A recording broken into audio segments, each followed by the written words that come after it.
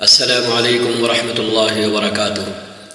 22 ستمبر سن 2024 عیسوی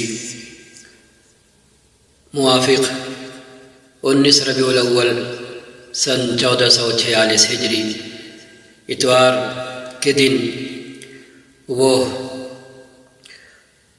فرحت بھری، مسرت بھری، تشکر بھری گھڑی آئی جب اللہ نے اپنے اس بندے پر کرم کرتے ہوئے، رحم کرتے ہوئے، توفیق دیتے ہوئے یہاں تک پہنچایا کہ اس کے کلام کی، اس کی نازل کردہ آخری کتاب کی تلاوت اور اس کے ترجمے کا اپنی آواز میں جو سلسلہ شروع ہوا تھا اب سے 3 سال پہلے، وہ مکمل ہونے کو آیا، پورا ہونے کو آیا، اور اس نے توفیق دی کہ اس کی کتاب کی آخری سورت سورہ فاتحہ کی تلاوت ہو اور اس کا ترجمہ ریکارڈ ہو۔ ساتھ ہی یہ خیال بھی آیا کہ سورہ آل عمران، سورہ بقرہ کی طرح اس سورت کی فضیلت بھی بے حد ہے، بے پناہ ہے، اتنی ہے کہ اس کے بنا سرے سے نماز ہی نہیں ہوتی یا نماز ناقص ہوتی ہے اگر انسان اکیلے پڑھ رہا ہے اور امام کے ساتھ نماز میں شریک نہیں ہے تو اس صورت میں اس کی نماز ناقص رہتی ہے اور اسے سجدہ سہو کرنا پڑتا ہے۔ دوسروں کے نزدیک سرے سے نماز نہیں ہوتی، چاہے امام کے ساتھ ہو چاہے اکیلے ہو، یہ اس کا مقام اور مرتبہ ہے۔ تو بنا تاخیر اس صورت کی فضیلت کی طرف اور اس صورت کے فضائل کی طرف آتے ہیں، جس کا تذکرہ خود بنفس نفیس نبی اکرم صلی اللہ علیہ وسلم نے فرمایا ہے۔ یہ اسلام سوال جواب ویب سائٹ ہے، اس کے نگران اعلیٰ شیخ محمد صالح المنجد ہیں۔ اس میں ایک سوال کیا گیا ہے۔ سوال: سورہ فاتحہ کی کیا اہمیت ہے اور اس کی کتنی فضیلت ہے؟ جواب: مشاہدہ بھی فرمائیں اور سماعت بھی فرمائیں۔ الحمدللہ، سورہ فاتحہ کی بہت عظیم اہمیت اور فضیلت ہے۔ اس سورت کے بہت سے فضائل ہیں جن میں سے چند درج ذیل ہیں، نیچے لکھے جا رہے ہیں۔ نمبر 1، سب سے بڑی فضیلت، سورہ فاتحہ نماز کا رکن ہے، چنانچہ سورہ فاتحہ کے بغیر نماز صحیح ہو ہی نہیں سکتی، جیسے کہ سیدنا عبادہ بن صامت رضی اللہ تعالی عنہ سے مروی ہے کہ رسول اللہ صلی اللہ علیہ وسلم نے فرمایا، اس شخص کی کوئی نماز نہیں جس نے سورہ فاتحہ نہیں پڑھی۔ اس حدیث کو امام بخاری اور امام مسلم نے روایت کیا ہے۔ ہم نے عرض کیا کہ چونکہ ان کا مسلک یہ ہے کہ سورہ فاتحہ کے بنا نماز نہیں ہوتی، اس لیے ان کے نزدیک اور اس مسلک کے وہ تمام لوگ، وہ تمام علماء، وہ مکتب فکر جو اس کا قائل ہے، اس کے نزدیک سورہ فاتحہ پڑھے بنا نماز نہیں ہوتی، چاہے انسان مقتدی ہو اور چاہے خود اپنی نماز پڑھ رہا ہو۔ لیکن دوسرا مسلک ہے، امام کے پیچھے ہے تو اس کی نماز ہو جاتی ہے، امام کی تبعیت میں، امام کی اقتداء کی وجہ سے، کیونکہ امام پڑھتا ہے، اور اس سلسلے میں بھی حدیثیں ہیں۔ اور اس مسلک کے سرخیل امام سیدنا ابو حنیفہ رضی اللہ تعالی عنہ خود بنفس نفیس اس حدیث کے راوی ہیں جس میں آپ صلی اللہ علیہ وسلم کی طرف سے یہ بات فرمائی گئی ہے، قراءۃ الامام قراءۃ لہ، امام کی تلاوت مقتدی کی طرف سے کافی ہے، مقتدی کو الگ سے تلاوت کرنے کی ضرورت نہیں ہے۔ امام نووی رحمۃ اللہ علیہ کہتے ہیں، اس صورت میں سورہ فاتحہ کے واجب ہونے کا بیان ہے کہ سورہ فاتحہ پڑھنا لازم ہے۔ واجب سے مراد یہاں فرض ہے، ضروری، چنانچہ سورہ فاتحہ کا متبادل کوئی نہیں ہے سوائے ایسے شخص کے لیے جسے سورہ فاتحہ آتی ہی نہیں۔ یہ امام مالک، شافعی اور صحابہ و تابعین سمیت دیگر اہل علم پر مشتمل جمہور علماء کرام کا موقف ہے۔ فضیلت نمبر 2، سورہ فاتحہ قرآن کریم کی افضل ترین سورت ہے، چنانچہ امام ترمذی رحمہ اللہ نے حدیث نمبر 2875 کے تحت ترمذی شریف میں ایک روایت ذکر کی ہے اور اسے صحیح بھی قرار دیا کہ سیدنا ابو ہریرہ رضی اللہ تعالی عنہ فرماتے ہیں کہ رسول اللہ صلی اللہ علیہ وسلم نے حضرت ابی بن کعب رضی اللہ تعالی عنہ سے فرمایا، کیا تم یہ پسند کرتے ہو کہ میں تم کو ایسی عظیم سورت سکھاؤں کہ اس جیسی سورت تورات، انجیل اور زبور سمیت قرآن مجید میں بھی نازل نہیں ہوئی؟ تو ابی بن کعب نے کہا، جی ہاں، اللہ کے رسول مجھے سکھائیے۔ تو آپ صلی اللہ علیہ وسلم نے فرمایا، تم نماز میں کیسے قرات کرتے ہو، کیسے پڑھتے ہو؟ ابو ہریرہ کہتے ہیں رضی اللہ عنہ کہ ابی بن کعب نے سورہ فاتحہ کی تلاوت شروع کی۔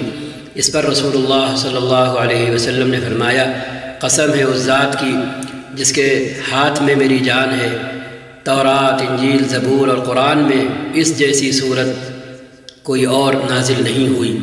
اس حدیث کو علامہ البانی نے صحیح ترمذی میں صحیح کہا ہے۔ فضیلت نمبر 3، سورہ فاتحہ ہی 7 من المثانی یعنی بار بار پڑھی جانے والی 7 آیتیں ہیں۔ اسی سورت کے بارے میں اللہ تعالیٰ نے فرمایا، وَلَقَدْ آتَيْنَاكَ 7 مِنَ الْمَثَانِي وَالْقُرْآنَ الْعَظِيمِ، یقیناً ہم نے آپ کو 7 آیات جو کہ بار بار پڑھی جانے والی ہیں اور قرآن عظیم عطا کیا ہے۔ سورۃ الحجر آیت نمبر 87۔ اس آیت کی تفسیر میں صحیح بخاری حدیث نمبر 4474 میں ابو سعید المعلی رضی اللہ عنہ کہتے ہیں کہ رسول اللہ صلی اللہ علیہ وسلم نے مجھے فرمایا، تمہارے مسجد میں نکلنے سے پہلے تمہیں قرآن کریم کی عظیم ترین سورت ضرور سکھلاؤں گا۔ پھر آپ صلی اللہ علیہ وسلم نے میرا ہاتھ پکڑ لیا۔ پھر جب مسجد سے نکلنے کا ارادہ فرمایا تو میں نے عرض کیا، یا رسول اللہ، کیا آپ نے نہیں فرمایا تھا کہ میں تمہارے مسجد سے نکلنے سے پہلے قرآن کریم کی عظیم ترین سورت ضرور سکھلاؤں گا؟ تو آپ صلی اللہ علیہ وسلم نے فرمایا، وہ عظیم سورت الحمدللہ رب العالمین ہے، اور یہی سورت السبع المثانی بھی ہے اور مجھے دیا گیا قرآن عظیم بھی ہے۔ حافظ ابن حجر رحمۃ اللہ علیہ فرماتے ہیں، سورہ فاتحہ کے 7 المثانی نام کی وجہ تسمیہ کے بارے میں اختلاف ہے۔ تو بعض وجہ تسمیہ کے بارے میں کہتے ہیں کہ یہ نام ہر رکعت میں پڑھے جانے کی وجہ سے ہے۔ بعض کہتے ہیں کہ اس سورت کے ذریعے اللہ تعالیٰ کی ثنا بیان کی جاتی ہے، اور بعض کہتے ہیں کہ یہ اس امت کے لیے استثنائی صورت ہے، ایکسیپشن ہے، اس امت سے قبل کسی کو یہ صورت عطا نہیں کی گئی۔ فضیلت نمبر 4، اس صورت میں اللہ تعالیٰ کی حمد و ثنا، اس کی تعریف اور بزرگی، اس کی عظمت بیان کرنے کو بارگاہ الہی میں وسیلہ بنایا گیا ہے، واسطہ بنایا گیا ہے۔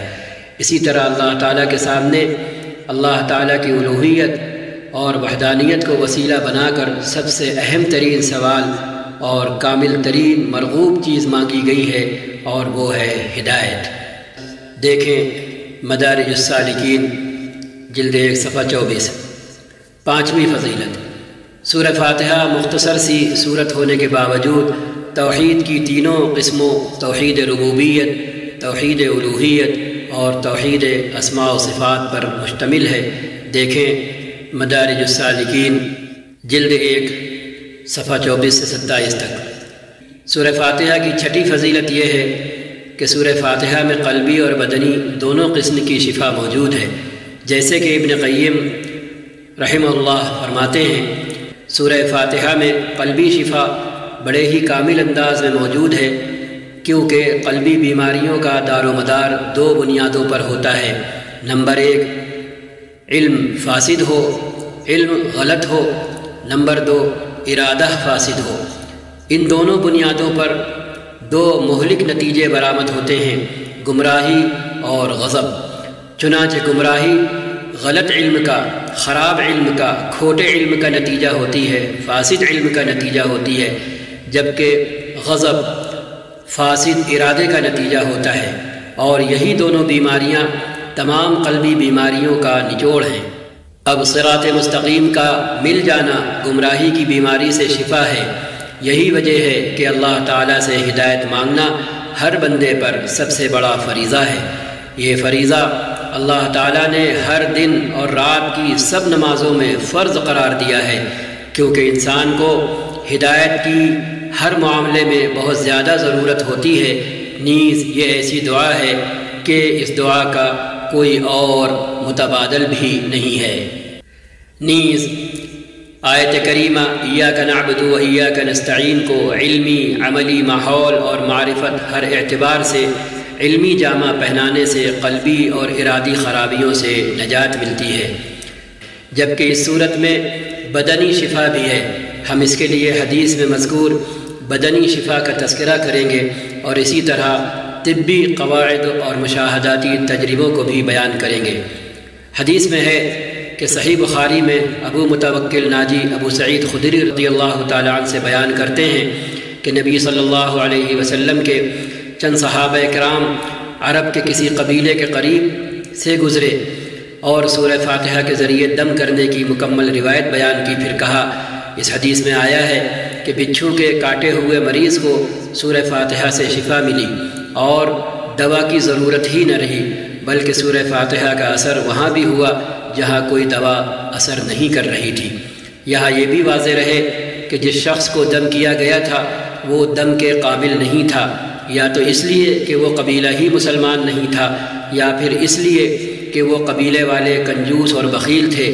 تو اگر دم کے قابل شخص کو دم کیا جائے تو پھر کتنے ہی خوب نتائج برآمد ہوں گے۔ مدارج السالکین جلد 1 صفحہ 52 سے صفحہ 55 تک۔ ابن قیم رحمہ اللہ مزید لکھتے ہیں کہ مجھے طواف وغیرہ کے دوران بسا اوقات ایسا شدید درد اٹھتا کہ میں حرکت نہیں کر سکتا تھا، تو میں ایسی کیفیت میں فوری طور پر سورہ فاتحہ پڑھ کر درد والی جگہ پر ہاتھ پھیرتا تو درد ایسے رفع ہو جاتا، دور ہو جاتا جیسے تھا ہی نہیں۔ میں نے اس چیز کا تجرباتی مشاہدہ کئی بار کیا ہے، یعنی تجربہ کر کے کئی بار دیکھا ہے۔ اسی طرح زمزم کا پیالہ بھر کر اس پر سورہ فاتحہ پڑھ کر پیتا تو مجھے بہت فائدہ اور توانائی حاصل ہوتی، طاقت حاصل ہوتی کہ کسی دوا سے اتنی نہ ملتی تھی۔ مدارج السالکین جلد 1 صفحہ 58۔ سورہ فاتحہ میں اگلی فضیلت، سورہ فاتحہ میں تمام مذاہب باطلہ اور فرقوں کا رد ہے۔ اسی طرح اس امت کے تمام بدعتی گروہوں کی گمراہی کا بھی رد ہے۔ اس بات کی وضاحت مفصل اور مجمل دونوں طریقوں سے ممکن ہے۔ وہ اس طرح کہ صراط مستقیم میں معرفت حق اور حق کی بالادستی سمیت ہر مقام پر حق کی ترجیح، حق سے محبت، حق کے لیے اطاعت گزاری، حق کی دعوت اور حسب استطاعت دشمنان حق کے خلاف جہاد، سب چیزیں شامل ہیں۔ اور حق وہی ہے جو رسول اللہ صلی اللہ علیہ وسلم اور آپ کے صحابہ کرام کا طریقہ تھا۔ اسی طرح اسماء و صفات باری تعالی، توحید امر و نہی سمیت جنت و جہنم کے بارے میں جو بھی علمی اور عملی طور پر صحابہ کرام سے منقول ہے، حق ہے۔ ایسے ہی راہ الہی کے مسافروں کے درجات یعنی ایمان کے درجات کے بارے میں جو کچھ آیا ہے وہ حق ہے۔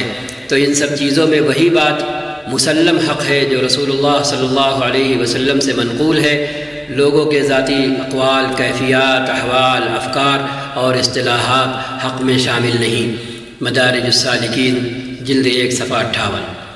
اگلی فضیلت، سورہ فاتحہ میں سابقہ تمام آسمانی کتابوں کی تعلیمات موجود ہیں۔ مدارج السالکین جلد 1 صفحہ 74۔ اگلی فضیلت، سورہ فاتحہ میں بہترین دعائیں ہیں۔ جیسے کہ شیخ الاسلام ابن تیمیہ رحمہ اللہ کہتے ہیں، میں نے سب سے مفید دعا کے بارے میں غور و فکر کیا تو وہ مجھے اللہ تعالیٰ کی رضا کا باعث بننے والے اعمال کی توفیق کی صورت میں نظر آئی۔ پھر جب مزید غور کیا تو یہ دعا سورہ فاتحہ میں ایاک نعبد و ایاک نستعین یعنی ہم تیری ہی عبادت کرتے ہیں اور ہم صرف تجھ ہی سے ہر قسم کی مدد طلب کرتے ہیں کی صورت میں نظر آئی۔ مدارج السالکین جلد 1 صفحہ 78۔ خلاصہ یہ ہے کہ سورہ فاتحہ میں دنیا و آخرت کی ہر قسم کی خیر اور سعادت موجود ہے۔ ابن قیم رحمہ اللہ فرماتے ہیں، فاتحۃ الکتاب ام القرآن، السبع المثانی، کامل شفا، مؤثر دوا، بہترین دم، خزانوں اور کامیابیوں کی کنجی، جسمانی طاقت کی محافظ، غموں، پریشانیوں، خدشات اور مشکلات کے لیے تریاق سورہ فاتحہ ہے۔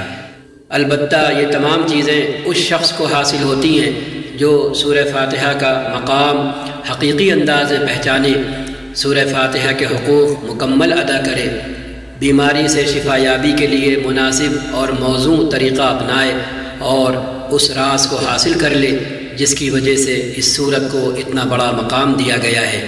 یہی وجہ ہے کہ یہ تمام چیزیں جب چند صحابہ کرام میں مکمل تھیں تو بچھو اور سانپ کے ڈسے ہوئے شخص کو صحابہ کرام نے سورہ فاتحہ سے دم کیا تو اسے فوری طور پر شفا حاصل ہو گئی۔ اسی لیے نبی صلی اللہ علیہ وسلم نے ان صحابی سے پوچھا، تم کو کیسے معلوم ہوا کہ سورہ فاتحہ دم بھی ہے، یعنی اس کے ذریعے سے دم کیا جاتا ہے۔ اگر کسی کو توفیق ملے، نور بصیرت سے اتنی مدد حاصل ہو کہ وہ اس سورت کے رازوں سے پردہ اٹھا سکے اور سمجھ سکے کہ اس سورت میں عقیدہ توحید، ذات باری تعالی، اسماء و صفات اور افعال الہیہ، شریعت، تقدیر اور آخرت کا ثبوت، خالص توحید ربوبیت اور الوہیت، اللہ تعالیٰ پر کامل توکل، ہر معاملہ کامل اختیار رکھنے والی ذات باری تعالیٰ کے سپرد کرنا کہ جس کے لیے تمام تعریفیں ہیں اور اسی کے ہاتھ میں ہر قسم کی خیر ہے، بلکہ تمام معاملات اسی کے سپرد ہیں۔ اس صورت میں دونوں جہانوں میں سعادت کی بنیاد یعنی صرف اللہ تعالیٰ کے سامنے عرضی گزاری بھی ہے۔ ہدایت کے مفہوم کو دونوں جہانوں میں حصول فوائد اور نقصانات سے بچاؤ کے لیے کیسے عملی جامہ پہنا سکتے ہیں؟ اس صورت سے ہمیں یہ بھی پتہ چلتا ہے کہ ہر طرح کی کامل اور مطلق کامیابی اسی ہدایت کے ملنے سے منسلک ہے۔ جسے یہ تمام باتیں معلوم ہو جائیں تو اسے بہت سی دواؤں اور دم کی ضرورت نہیں رہتی۔ سورہ فاتحہ کے ذریعے انسان خیر و برکتوں کے دروازے کھلوا سکتا ہے، نیز اسی صورت کی بدولت شر اور شر کے اسباب سے بچ بھی سکتا ہے۔ زاد المعاد جلد 4 صفحہ 318 واللہ اعلم۔ یہ دارالفتاء جامعۃ العلوم الاسلامیہ علامہ محمد یوسف بن نوری ٹاؤن کراچی کی ویب سائٹ کا صفحہ ہے۔ اس میں بھی سوال کے جواب کی صورت میں کچھ باتیں پیش خدمت ہیں۔ سورہ فاتحہ کے فضائل قرآن و حدیث کی روشنی میں واضح کریں۔ جواب: سورہ فاتحہ کے بہت سے فضائل احادیث مبارکہ میں وارد ہیں جو علماء کرام نے تفسیروں میں سورہ فاتحہ کے تحت بھی ذکر فرمائے ہیں۔ ان فضائل میں سے چند درج ذیل ہیں۔ سورہ فاتحہ 7 آیتوں پر مشتمل ہے، جن میں سے پہلی 3 آیتوں میں اللہ تعالیٰ کی حمد و ثنا ہے اور آخری 3 آیتوں میں انسان کی طرف سے دعا اور درخواست کا مضمون ہے جو رب العزت نے اپنی رحمت سے خود ہی انسان کو سکھایا ہے، اور درمیانی ایک آیت میں دونوں چیزیں مشترک ہیں، کچھ حمد و ثنا کا پہلو ہے، کچھ دعا و درخواست کا۔ صحیح مسلم میں بروایت حضرت ابو ہریرہ رضی اللہ تعالی عنہ منقول ہے کہ رسول اللہ صلی اللہ علیہ وسلم نے فرمایا کہ حق تعالیٰ نے فرمایا ہے کہ نماز یعنی سورہ فاتحہ میرے اور بندے کے درمیان 2 حصوں میں تقسیم کی گئی ہے، نصف میرے لیے ہے اور نصف میرے بندے کے لیے، اور جو کچھ میرا بندہ مانگتا ہے وہ اس کو دیا جائے گا۔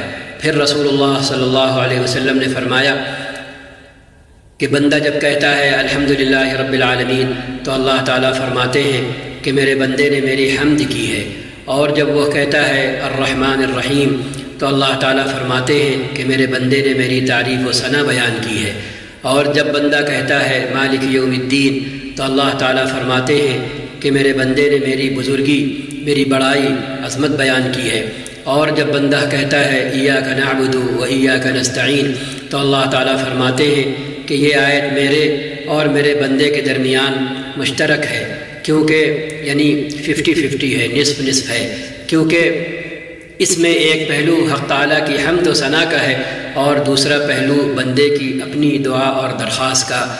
اس کے ساتھ یہ بھی ارشاد ہوا کہ میرے بندے کو وہ چیز ملے گی جو اس نے مانگی۔ پھر جب بندہ کہتا ہے اہدنا الصراط المستقیم آخر تک، تو حق تعالیٰ فرماتے ہیں کہ یہ سب میرے بندے کے لیے ہے اور اس کو وہ چیز ملے گی جو اس نے مانگی۔ تفسیر مظہری بحوالہ معارف القرآن۔ رسول کریم صلی اللہ علیہ وسلم نے فرمایا کہ قسم ہے اس ذات کی جس کے قبضے میں میری جان ہے کہ سورہ فاتحہ کی نظیر نہ تو تورات میں نازل ہوئی، نہ انجیل اور زبور میں، اور نہ خود قرآن کریم میں کوئی دوسری صورت اس کی طرح ہے، اس کی جیسی ہے۔ نبی کریم صلی اللہ علیہ وسلم نے مزید فرمایا کہ سورہ فاتحہ ہر بیماری کی شفا ہے۔ اسی طرح حدیث میں ہے کہ رسول اللہ صلی اللہ علیہ وسلم نے فرمایا قرآن کریم کی سب صورتوں میں عظیم ترین الحمدللہ رب العالمین ہے، یعنی سورہ فاتحہ ہے۔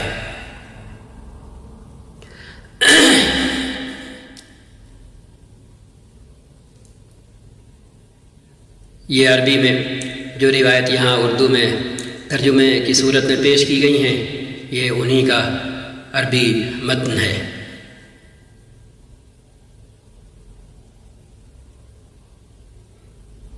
بس اللہ تعالی ہم کو، آپ کو، سب کو یہ فضائل سن کر ان کا اثر لینے، اپنے اندر ان کو سمونے، جذب کرنے کی توفیق عطا فرمائے، اور نبی کریم صلی اللہ علیہ وسلم نے جو کچھ اس صورت کے بارے میں فرمایا اس پر عمل کرنے کی توفیق عطا فرمائے۔ ہم جب برتیں گے، ہم جب کریں گے، تو ہم پھر اللہ جیسا چاہتا ہے ویسا بننا بھی شروع کر دیں گے۔ ہوتا یہ ہے کہ ہم سیکنڈ ہینڈ پر بھروسہ کرتے ہیں، خود کرنا نہیں چاہتے۔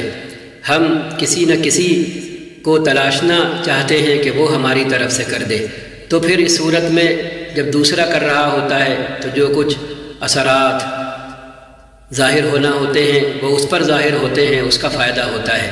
اگر ہم کریں گے، ہم برتیں گے، ہم عمل کریں گے، تو پھر وہ اثرات ہم پر پڑیں گے، وہ اثرات ہم محسوس کریں گے اور ان کا مشاہدہ ہم کریں گے۔ بس اللہ تعالیٰ سے دعا ہے وہ یہ کوشش قبول فرمائے اور ان بندوں میں شامل حال فرمائے جن پر کل اس کا رحم ہوگا، کرم ہوگا، بخشش ہوگی، نوازش ہوگی۔ احب الصالحین ولست منہم لعل اللہ یرزقنی صلاحا۔ والسلام علیکم ورحمۃ اللہ وبرکاتہ۔ اعوذ باللہ من الشیطان الرجیم، بسم اللہ الرحمن الرحیم۔ شروع کرتا ہوں اللہ کے نام سے جو رحمان اور رحیم ہے، جو بڑا مہربان نہایت رحم والا ہے۔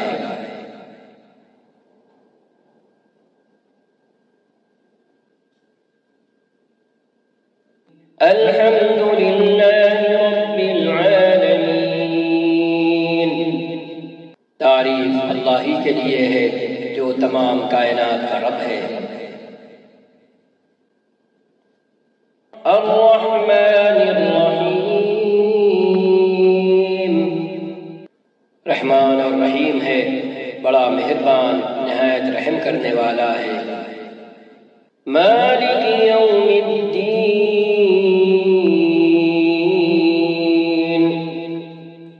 روز جزا کا مالک ہے، بدلے کے دن یعنی قیامت کا مالک ہے۔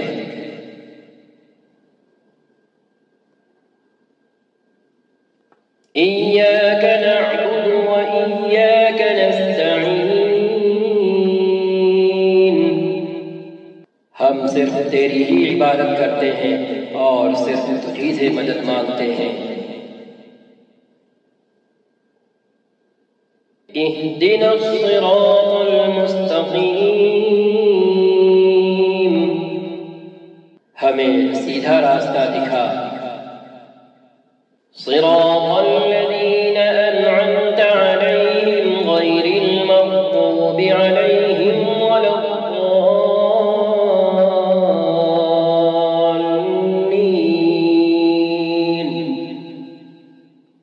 صراط الذين أنعمت عليهم غير المغضوب عليهم ولا الضالين۔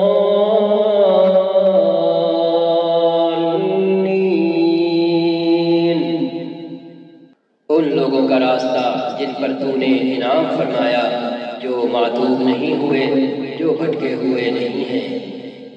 ان لوگوں کی راہ جن پر تو نے انعام کیا ان کی نہیں جن پر غضب کیا گیا، یعنی وہ لوگ جنہوں نے حق کو پہچانا مگر اس پر عمل پیرا نہیں ہوئے، اور نہ گمراہوں کی راہ یعنی وہ لوگ جو جہالت کے سبب راہ حق سے سرگشتہ ہو گئے۔